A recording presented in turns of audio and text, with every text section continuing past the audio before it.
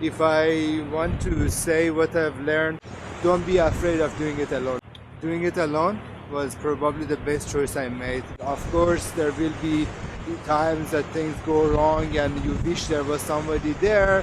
And if you worry about being alone and not talking to anyone the whole day, usually at night you could book your accommodation somewhere it's shared with others, so you could meet other fellow travelers and talk to them, which you learn a lot from them. They are really nice people. I met quite a lot of amazing people and I never felt alone. I get to adjust my speed, adjust my routine and everything I wanted based on my own preferences and my personal capability, which is really luxury you don't get when you travel with someone. Of course, traveling with someone has its own perk. The bike you choose has to be gravel. A gravel bike, bigger tires is necessary. You will be going off-road, you will be going on the rough trains, and you don't want to be worried about breaking a bike. Of course, you could go with the road, but you know it's not the best choice. I used 4 different apps to navigate. My preference was Strava. Just remember a few things about the Strava. Usually the users of this application are the local riders who they do the rides around their house and they go back. So if you're doing bikepacking and long distance riding, you are looking for a way that has accommodation, has supermarkets, shops along your way. So verify all those things and don't just follow what Strava says. Usually check it on 2 different places at least and then decide. I personally use the bike map as well. It's the best because you can add a destination and it will automatically give you the best possible route.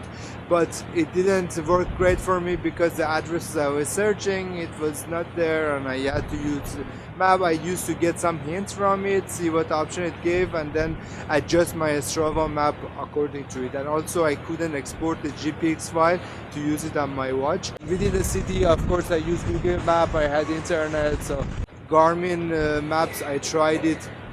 The app is not great. It didn't work for me. I couldn't adjust anything with it.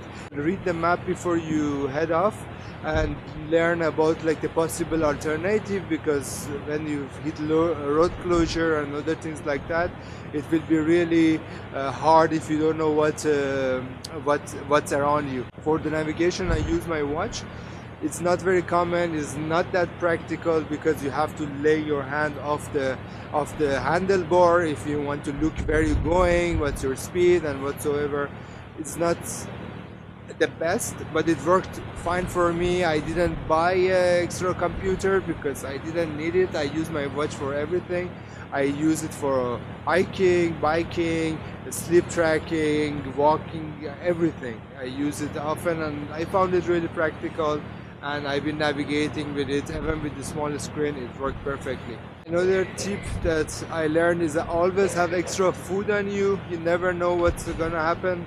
I didn't stop at the cafes, neither did I stop at the restaurants for lunch because I mean, sometimes you want to go to a good restaurant and it takes forever to serve you and you don't want to spend 2 hours waiting in the restaurant having a heavy meal and then getting off again is not the best. So I usually prepare something for my lunch, or I jumped into a supermarket, bought a couple of stuff, went to a nearest park with a very good view outdoor and enjoy my lunch over there. Rehydration, I used a lot of isotonic drinks. Despite the crazy weather, I mean, I hit rain 2-3 times on and off, which was annoying. Other than that, everything was quite okay. I didn't have a puncture, even though I was a bit worried not to having a tubeless tire. I had extra 2 tubes, which I didn't use at all. Luckily, because the quality of the roads were so good in Norway, and because of the rain, everything was washed off, and gladly there was nothing crazy on the road on my way. So I had wet loop during the first 2 days, which was quite rainy and quite wet. And then eventually as dried up, I started using the dry loop and I looped it every other day. And yeah, I would come back again to Norway. And I think that concludes my trip in Norway.